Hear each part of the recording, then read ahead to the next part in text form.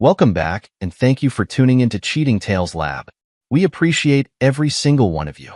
We'd love to know, what part of the world are you watching from right now? Let us know in the comments. Now, let's dive into today's story.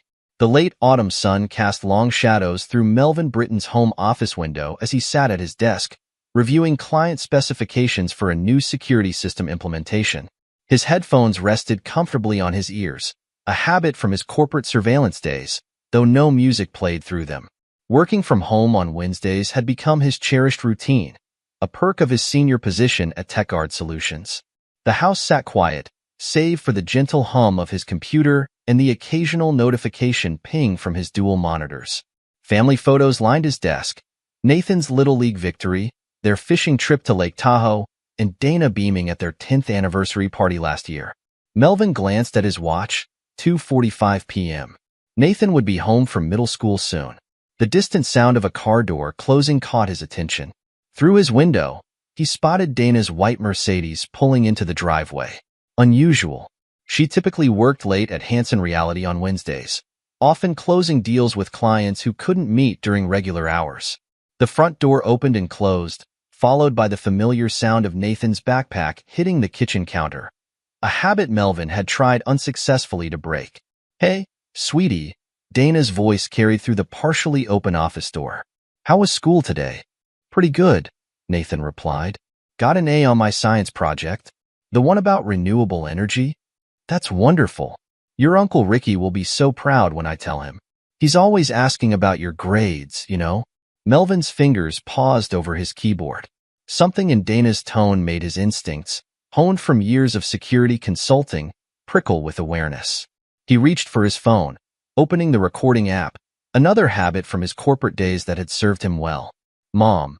Nathan's voice dropped lower, hesitant. "Uncle Ricky called me again yesterday. On my cell." "He did? What did you talk about?" "Just stuff. School. Basketball. But he said something weird. About how he wishes he could spend more time with me." There was a pause, followed by the sound of kitchen cabinets opening and closing. "Your uncle loves you very much, Nathan." Sometimes family relationships are complicated. Is that why he keeps sending me those expensive gifts?" Dad seemed kind of annoyed about the new gaming laptop, the clink of glasses on the counter. "Your father doesn't understand certain things. Speaking of Ricky, he's been asking about you again." More than usual. Melvin's jaw tightened. His brother's excessive interest in Nathan had always struck him as odd, but he dismissed it as Ricky compensating for not having children of his own. "Mom, why does Uncle Ricky care so much? Sometimes it's like he thinks he's my dad or something." The silence that followed felt heavy, pregnant with unspoken truths. Melvin's finger hovered over the recording app's stop button, but something kept it in place. "Sit down, sweetheart," Dana said finally. "There's something we need to discuss. Something I've been meaning to tell you for a while." The scrape of kitchen chairs against hardwood flooring. Melvin could picture them at the breakfast nook, where they'd shared countless family meals. "Your Uncle Ricky, he's not just your uncle. Dana's voice caught. "He's your real father." The words hit Melvin like a physical blow. His hand gripped his phone tighter, knuckles white against the black case. But Dad." "Melvin, your father, Melvin. He's been good to us. Very good. But there are things you don't know about what happened before you were born. Before I married him." Through the crack in his office door, Melvin caught a glimpse of Dana pulling Nathan into a hug. His son, or was he, looked shell-shocked, his 12-year-old face pale and confused. Nathan pulled away from his mother's embrace, his young face contorted with a mix of confusion and distress. "I don't understand. How could Uncle Ricky be my real dad?" Dana smoothed her perfectly styled hair, a gesture Melvin had once found endearing but now seemed calculated. "It's complicated, sweetie. Before I married your dad, before Melvin, Ricky and I had something special." In his office, Melvin's breathing remained steady, controlled, even as his world tilted on its axis. Years of handling crisis situations had taught him the value of staying calm under pressure. The recording continued, capturing every word. "What do you mean, special?" Nathan's voice cracked slightly. "We were in love. deeply in love. But timing wasn't right. Ricky was starting his business ventures, traveling constantly. I needed stability, a settled life. And Melvin, he could provide that. So you just use Dad? For stability. The hurt in Nathan's voice mirrored the sharp pain in Melvin's chest. No, honey, it wasn't like that. Not entirely. Dana's tone shifted, becoming more defensive. Your father, Melvin, he's a good man, dependable, safe. But Ricky and we never stopped loving each other. We just had to be practical. The sound of pacing footsteps echoed through the kitchen. This doesn't make sense, Mom. If Uncle Ricky is my real dad, why did you marry Dad? Why keep it a secret? Because sometimes adults have to make difficult decisions. For their future. For their children's future. A chair scraped across the floor again. Look at me, Nathan. Everything I've done, everything we've done, has been to secure the best life possible for you. Does Dad know? A bitter laugh escaped Dana's lips. No, and he can't know. Not yet. The timing still isn't right. Mom, why can't we just tell Dad the truth? He deserves to know. Sweetie, timing is everything in life. I learned that in real estate, and it applies here too. Dana's voice took on a calculating edge that Melvin had never heard before. We have to be smart about this. Your father, Melvin, he's nearly paid off the house. And he's promised to cover your private high school tuition. The pieces clicked into place in Melvin's mind. The frequent late nights at the office. The suspicious text messages he'd glimpsed. His brother's increasingly lavish gifts to Nathan. So what's the plan? Nathan asked, his voice small. Ricky, and I have it all figured out. Once Melvin clears the home loan and sets up your tuition, we'll tell him at Christmas. The divorce settlement will give us everything we need. The house, substantial alimony, child support. Then we can finally be a real family with your true father. Melvin's hands trembled slightly as he saved the recording, his mind already racing through the implications. The betrayal wasn't just personal. It was calculated, years in the making. But I don't want a different family, Nathan protested. I love Dad. He's been there for everything. My games, my science fairs, when I was sick. Hush now, Dana cut him off. This is adult business. You'll understand when you're older. For now, you need to keep this between us. Can you do that? For me and Uncle Ricky?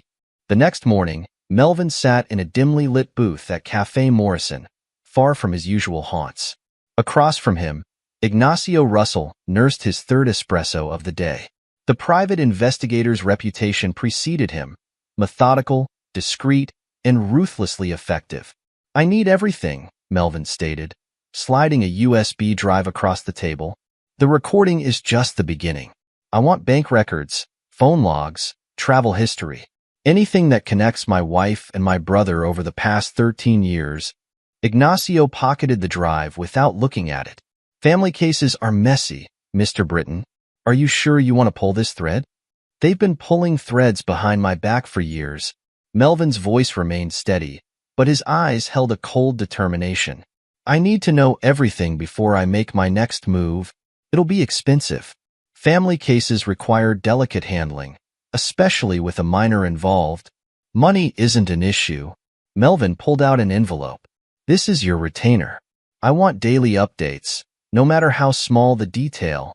Over the next weeks, Melvin maintained a perfect facade at home while Ignacio's investigation uncovered layer after layer of deception. The PI's reports arrived encrypted, each one more damning than the last. Look at this, Ignacio said during one of their clandestine meetings, spreading photos across the table. Bali, 12 years ago. 3 weeks before your wedding. The images show Dana and Ricky at a private resort, looking very much like honeymooners. Melvin's stomach churned at the sight of his brother kissing his soon-to-be wife by a private pool. There's a paper trail too, Ignacio continued, pulling out financial records. Regular transfers from your brother to an offshore account in your wife's name. Started right after Nathan was born. Monthly deposits, increasing over time. Melvin studied the bank statements, his security background helping him trace the complex web of transactions. They've been planning this for years. That's not all. Ignacio pulled up property records on his tablet. Your brother purchased a cabin 6 months ago through an LLC registered in the Cayman Islands. Guess who's been meeting him there twice a month? Security camera footage showed Dana's Mercedes at the cabin's gates, timestamps corresponding with her late nights at the office. What about Nathan? Melvin asked, his voice softening slightly. Any indication they've told him anything else? The kid, scared and confused, been spending more time at the school library, avoiding home. His teachers have noticed a drop in his usual enthusiasm. Ignacio hesitated. There's something else you should know. I did some digging into Dana's past, specifically around the time of Nathan's conception. Melvin looked up sharply. What did you find? There was another man in the picture. Ray Blanchard, Dana's college boyfriend. He was in town during the relevant time frame, about a month before she started seeing your brother. Ray Blanchard? The name stirred a vague memory. Wasn't he killed in a car accident? 10 years ago. Highway collision outside of Portland. Ignacio pushed forward another document. Mr. Britton, have you considered the possibility that neither you nor your brother might be Nathan's biological father? Melvin stared at the document, his mind racing through the implications. I need you to get DNA samples, discreetly, from all of us. Already ahead of you. Ignacio tapped his tablet. I've made arrangements with a private lab. They're very understanding about chain of custody issues. As Melvin drove home that evening, his thoughts turned to Nathan. Biological truth aside, the boy he'd raised for 12 years was his son in every way that mattered. Dana and Ricky's betrayal was unforgivable, but Nathan was innocent in all this. The house lights were on when he pulled into the driveway. Through the living room window, he could see Dana on the phone, probably with Ricky, planning their Christmas reveal. She had no idea that her carefully constructed house of cards was about to collapse. Melvin touched the encrypted flash drive in his pocket, containing all of Ignacio's evidence. The endgame was approaching, but he needed to be patient, strategic. Dana and Ricky thought they were the chess masters in this game. They were about to learn they weren't the only ones who could play the long game. Ollie Hartman's downtown office radiated calculated power, situated on the 42nd floor of Glass Tower.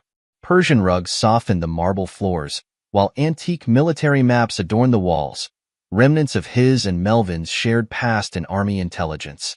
The late afternoon sun cast long shadows through the floor-to-ceiling windows as Melvin watched his friend of 15 years review Ignacio's evidence. Your brother's gotten sloppy, Ollie noted, examining bank statements showing transfers to Dana's hidden account. Using shell companies registered in his girlfriend's name? Amateur hour. Melvin raised an eyebrow. Girlfriend? Jessica Chun, 26. Personal trainer. She thinks Ricky's divorcing his wife. Ollie slid across a surveillance photo showing Ricky with a young Asian woman outside an upscale restaurant. Your brother's building quite the house of cards. Dana knows. Doesn't look like it. She still thinks she's the only one. Ollie's fingers drummed against his desk, a tell from their poker nights. The good news? We can protect your assets. The bad news? Your brother's involvement complicates things. Through the window, Melvin watched the city transition into dusk, lights flickering on in surrounding buildings like stars emerging. I want Nathan protected. He's innocent in all this. We can create a trust, Ollie suggested, pulling up documents on his curved monitor. Put the house and investments in it.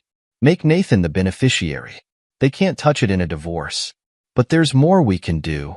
Ollie outlined an intricate legal strategy that would not only protect Nathan's future, but potentially expose Dana and Ricky's broader financial misconduct. Through their investigation, they discovered Ricky had been using his real estate ventures with Dana to launder money from questionable overseas investments. Your brother's been playing both sides, Ollie explained. The SEC's already sniffing around his latest development project. One anonymous tip about Dana's involvement in the documentation. She's been notarizing fraudulent papers, Melvin realized, remembering the late nights Dana spent catching up on paperwork at her office. Exactly. The trust protects Nathan. The threat of federal investigation keeps them from fighting it. Ali's smile was predatory. They're expecting a simple divorce. They have no idea what's really coming. For the next 2 hours, they constructed a legal fortress around Nathan's future. The trust would cover not only the house and investments, but also provide for his education through graduate school. Special provisions ensured neither Dana nor Ricky could access the funds, even as guardians. What about custody? Melvin asked, his voice tight. Given Nathan's age, the court will consider his preference. But we've got leverage. Ollie pulled out another file. Remember Sandra Mitchell? Dana's former assistant? The one she fired last year? She's willing to testify about Dana's inappropriate relationships with clients. Seems your wife has been mixing business with pleasure beyond just Ricky. The revelation should have hurt, but Melvin felt only cold satisfaction. Every new piece of evidence was another nail in the coffin of Dana's planned Christmas performance. Document everything, Ollie advised. Every conversation, every interaction. We'll need a clean timeline when this goes to court. And Ricky's girlfriend? Leave Miss Chen to me. She's already suspicious about Ricky's excuses. One anonymous email with proof of his meetings with Dana.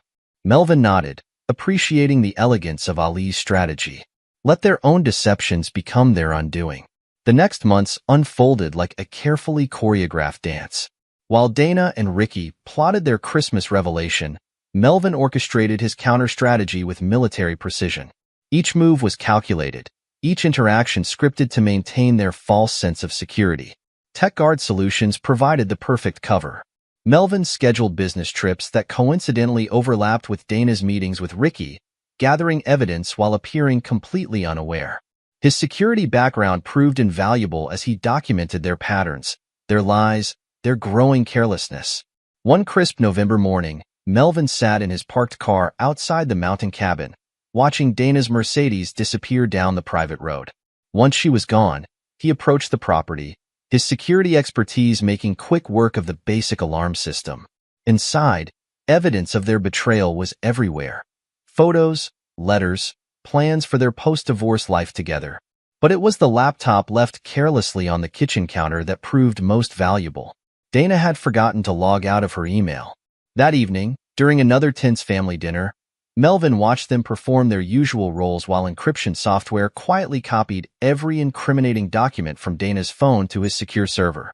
Nathan's science project won first prize, Ricky announced, playing the proud uncle. Have you considered Brighton Prep for high school?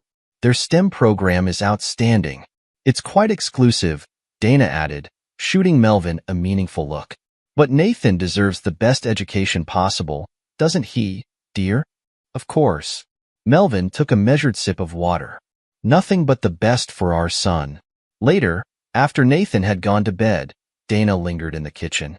I was thinking we should host Christmas this year. Make it really special. Special how? Melvin asked, noting how she unconsciously touched the necklace Ricky had given her. A tell she didn't realize she had. Just special. The whole family together. One last time. The irony almost made him laugh. Instead, he smiled. Whatever you want, dear. It's your show. Meanwhile, the trust took shape behind the scenes.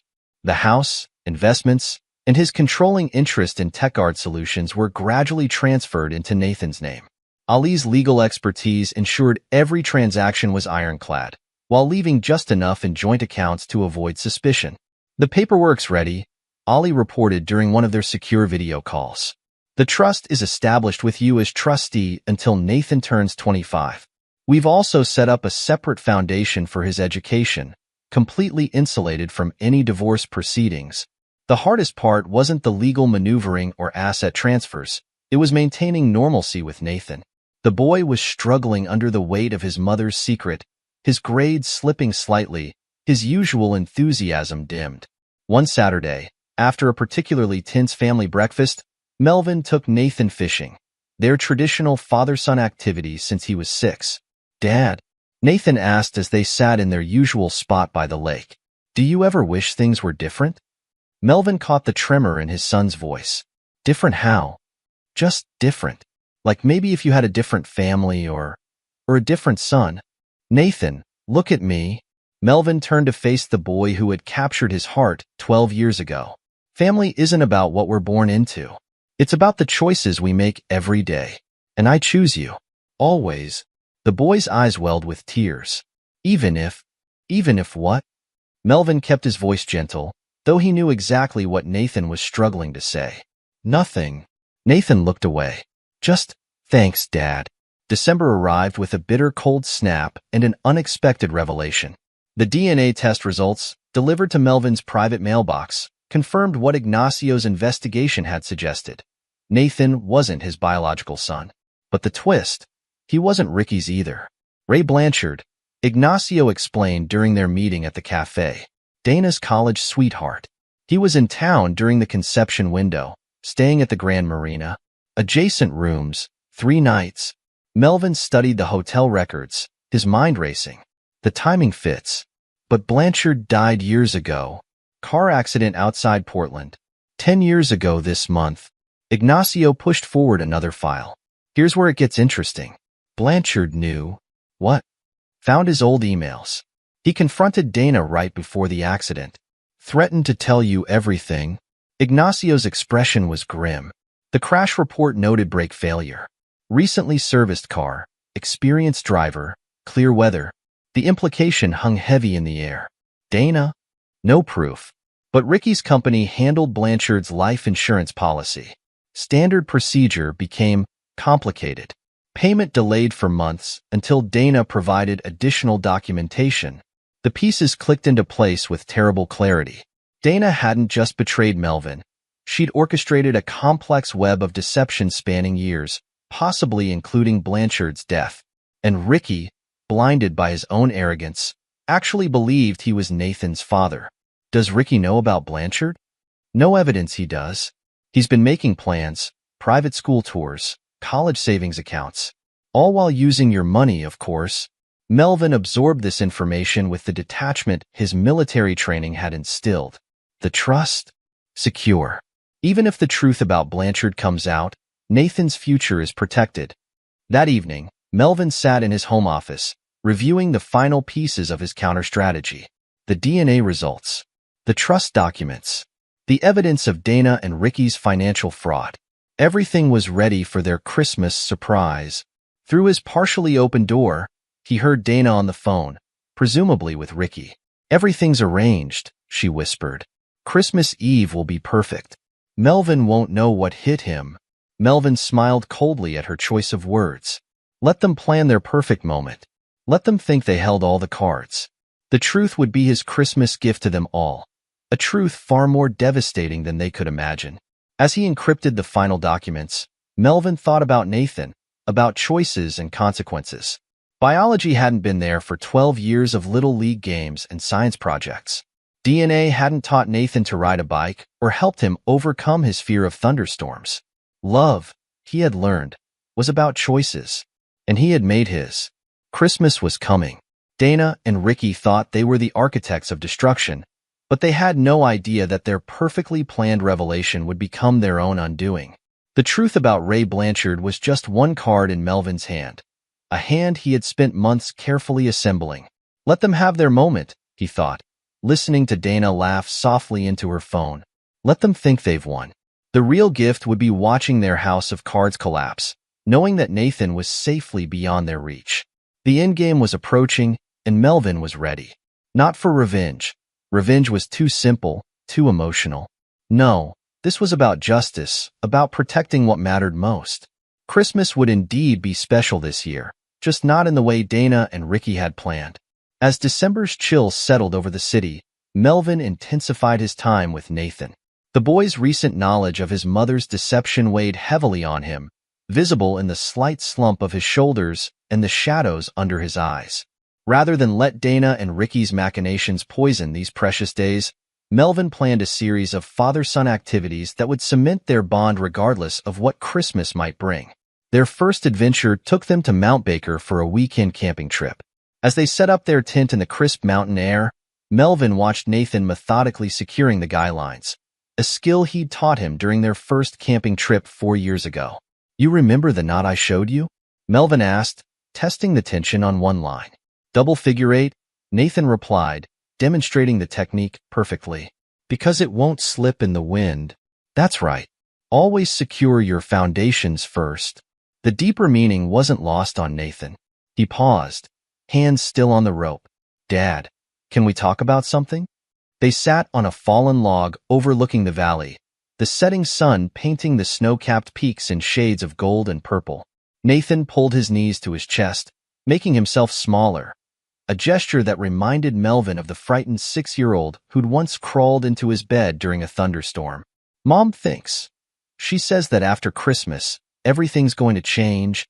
Melvin turned to face his son directly. What do you think about that? I don't want things to change. Nathan's voice cracked slightly. She keeps talking about how Uncle Ricky will be more involved, how we'll be a real family. But I already have a real family. I have you. Nathan, look at me. Melvin waited until the boy met his eyes. There are two kinds of family in this world. The kind we're born into, and the kind we choose. Sometimes they're the same. Sometimes they're different. But the choices we make, those are what really matter. But what if? Nathan hesitated, tears threatening. What if I'm not who you thought I was? You're my son, Melvin stated firmly. That's not about blood or DNA or anything else. It's about every moment we've shared, every lesson learned, every challenge faced together.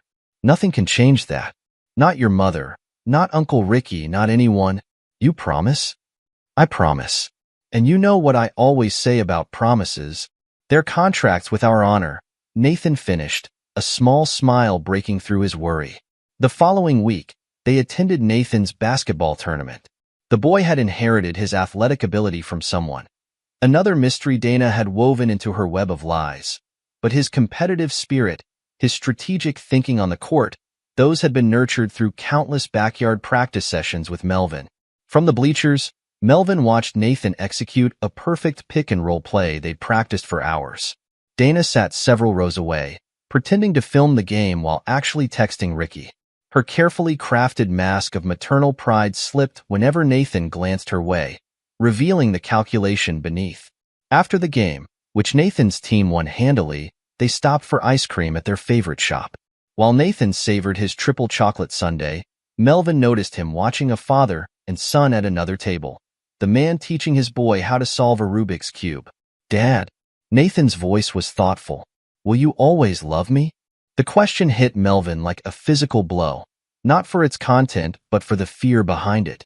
He set down his spoon, giving the moment the weight it deserved. Always, he replied, his voice firm with conviction. Family isn't just about blood. It's about choice. And I chose you 12 years ago. Nothing will ever change that. Christmas Eve dawned with a blanket of fresh snow, transforming the neighborhood into a winter wonderland. Dana had spent weeks orchestrating her perfect setting, turning their home into a showcase of holiday perfection. Crystal snowflakes hung from the chandelier, professional garlands wrapped the staircase, and the massive Christmas tree dominated the living room, its white and gold ornaments carefully curated to match her theme. Everything has to be perfect, she instructed the catering staff, her voice sharp with barely contained excitement. This is a very special occasion. Melvin watched from his study as she directed traffic, noting how her hand kept straying to her phone, probably texting updates to Ricky. She'd chosen everyone's outfits, insisted on a professional photographer, even hired a string quartet for ambience. Her attention to detail in planning their family's destruction was almost admirable. The guests began arriving at 6. First came Ken Roberts and Betty Muller, Melvin's parents, who had no idea their Christmas celebration would become a battlefield. Betty immediately gravitated to Nathan, pulling him into a warm embrace while Ken clapped Melvin on the shoulder.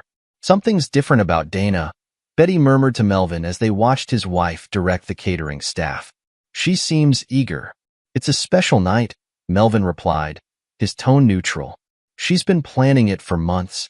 Ricky arrived fashionably late, his entrance carefully timed to coincide with the first round of champagne. His smile dripped with smug satisfaction as he handed Nathan an elaborately wrapped gift. For my favorite nephew, he announced loudly, shooting Melvin a look of barely concealed triumph. Only the best for our boy. Dana fluttered nearby, her designer dress catching the light as she supervised the photographer's angles. Ricky, you shouldn't have. Although Nathan deserves to be spoiled by by family, the slip was subtle, but Melvin caught his mother's slight frown.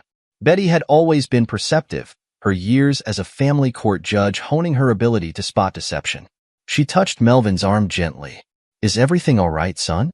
"It will be," he assured her, patting the envelope in his pocket. "Just wait for the gift exchange." More relatives arrived.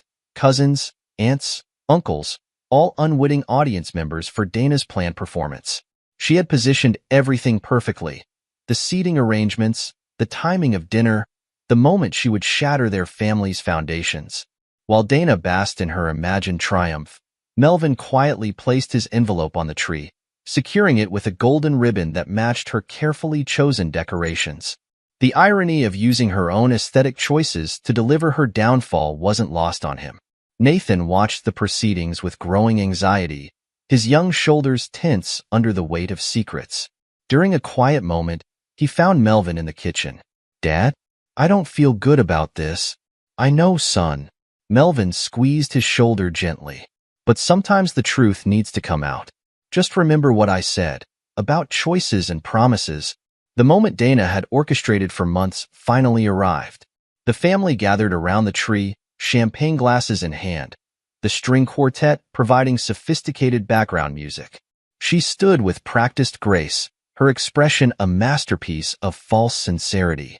"I have an announcement," she began, sharing a knowing look with Ricky.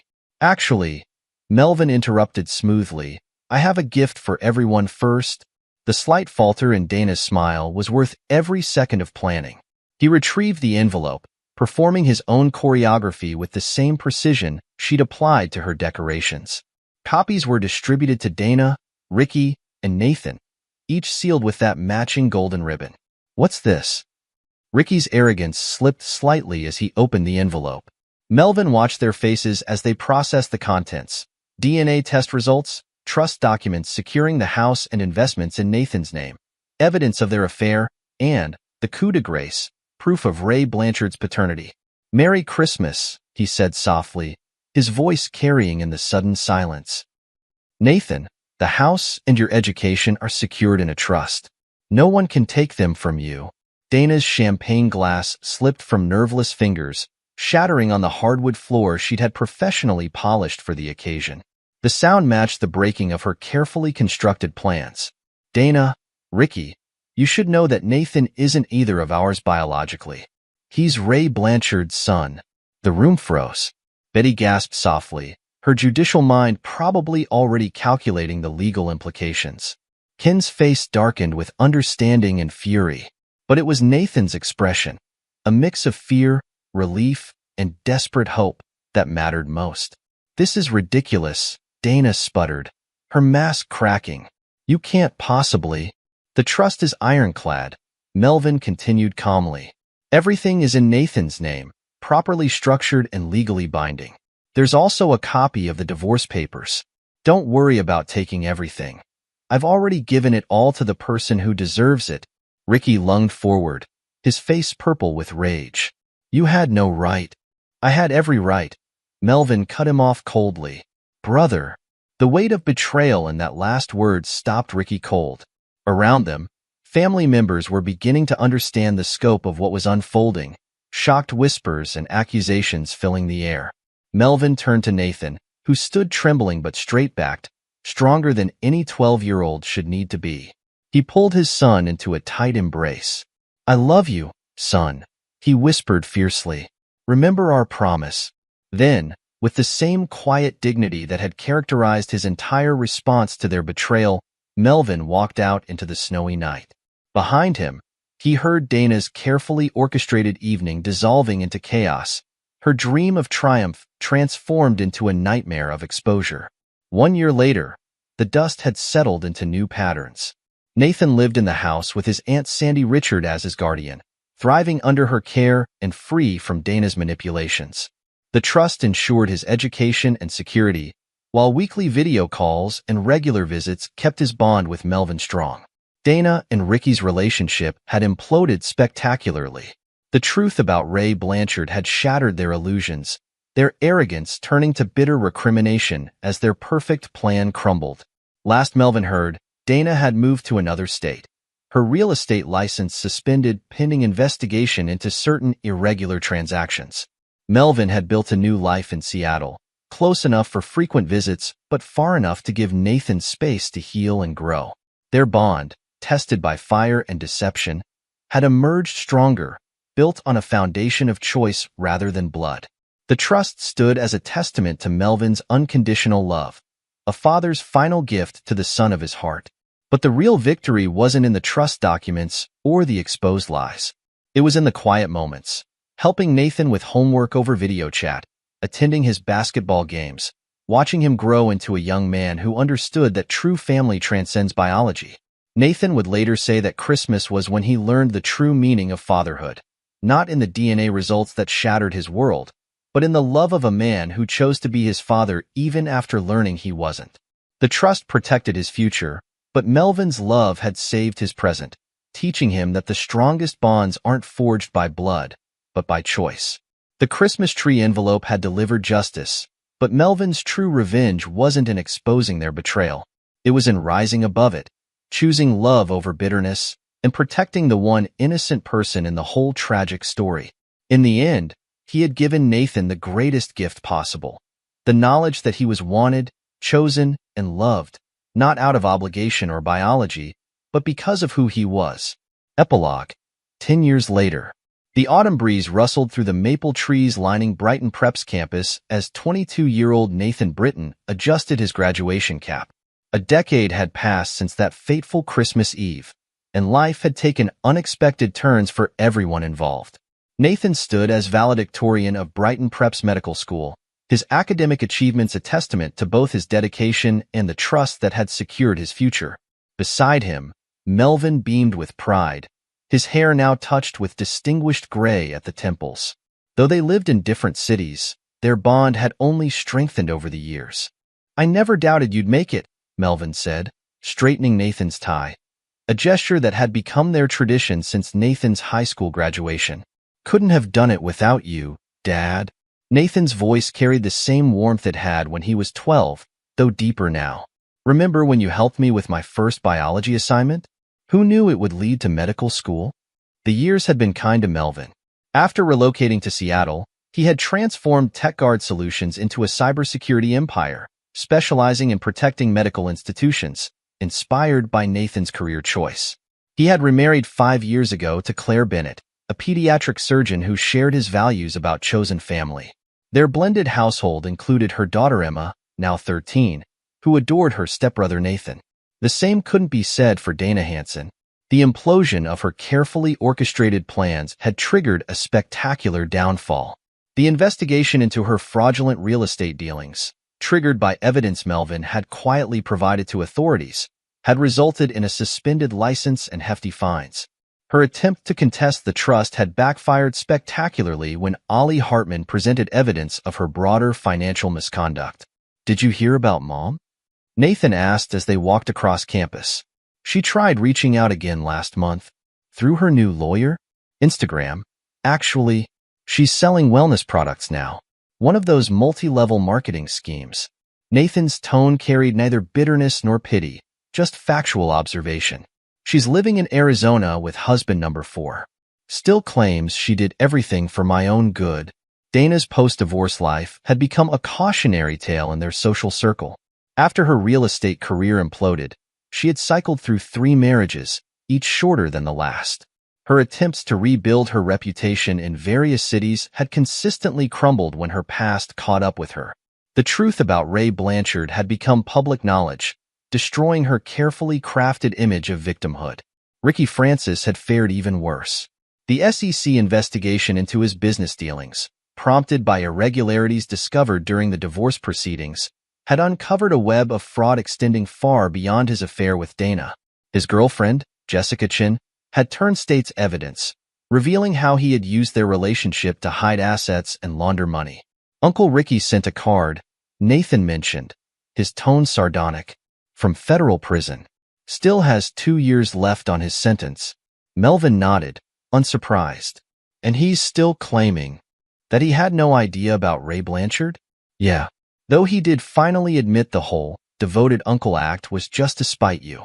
Guess prison gives people time to reflect. The investigation had revealed the full extent of Ricky's vindictiveness. His interest in Nathan had never been paternal. It was purely about hurting his more successful brother. The discovery that he wasn't Nathan's father had shattered his ego more than losing his freedom. Aunt Sandy Richard, who had stepped up as Nathan's guardian after that Christmas, now ran a successful youth counseling center. Her experience helping Nathan navigate the aftermath of family deception had inspired her to assist other children dealing with parental betrayal. She had become a frequent speaker at family therapy conferences, sharing their story as an example of how love and honesty could overcome betrayal. "Grandma Betty's in the audience," Nathan said, spotting the former judge in the graduation crowd. "She's still angry at Mom, you know?" says Dana's actions cheapened everything she fought for in family court. Betty Muller had retired from the bench but remained active in family law reform, using Dana and Ricky's case as an example of why trust law needed strengthening. She and Ken had become vocal advocates for children's rights in custody cases, their personal experience lending weight to their arguments. The graduation ceremony itself was a testament to how life had evolved. In the audience sat Claire and Emma, along with Aunt Sandy and the grandparents. Ollie Hartman attended with his wife, their friendship with Melvin having deepened into true family bonds. Even Ignacio Russell, the PI whose investigation had uncovered the truth, had become a regular at family gatherings.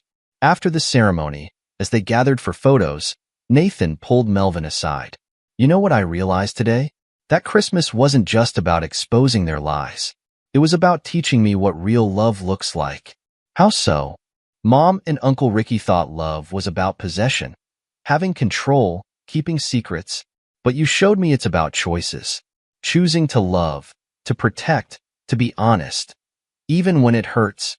The wisdom in Nathan's words reflected the man he'd become, compassionate yet clear-eyed, shaped by adversity but not hardened by it.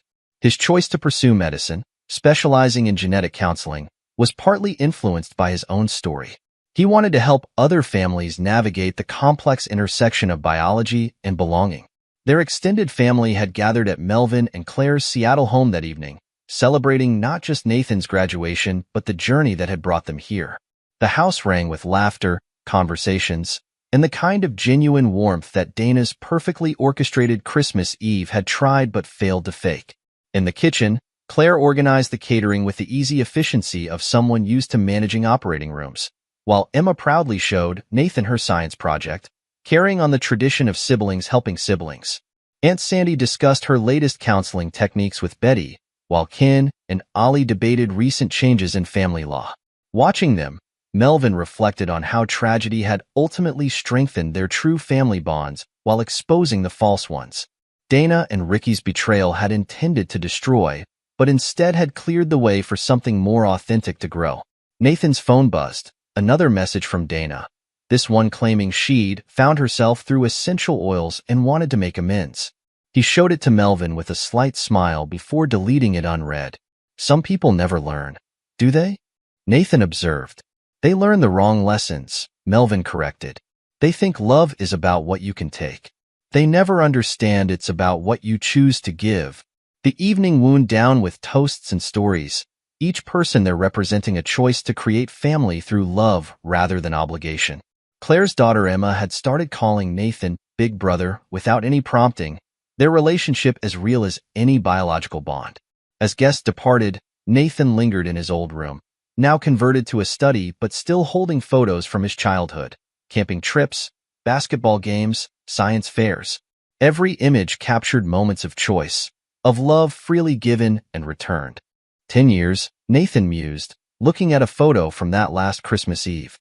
"Sometimes I wonder what would have happened if they'd succeeded with their plan." "They never could have," Melvin replied confidently. "Their plan was built on lies. Truth doesn't always win quickly, but it wins eventually." The proof was in the lives they'd built.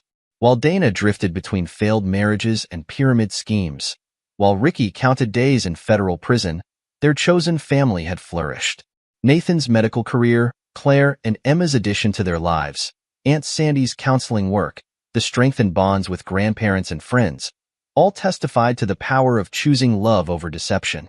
The scandal had faded from society gossip, but its lessons remained. In legal circles, the Britton case was cited in trust law reforms. In family therapy, Their story helped other families understand that biology was just one way to create kinship. And in their own lives, it stood as a reminder that the strongest bonds aren't inherited but chosen. As the Seattle skyline twinkled beyond the window, father and son stood together, their relationship a living rebuke to those who thought family could be reduced to DNA or divorce settlements. The trust had secured Nathan's education, but Melvin's love had secured his future in ways no legal document could measure. The Christmas tree envelope had delivered justice a decade ago, but the real gift had been the truth it revealed. That love, when chosen freely and given honestly, could survive any betrayal and build something stronger from the ashes of deception. This is where our story comes to an end. Share your thoughts in the comments section. Thanks for your time. If you enjoy this story, please subscribe to this channel. Click on the video you see on the screen, and I will see you there.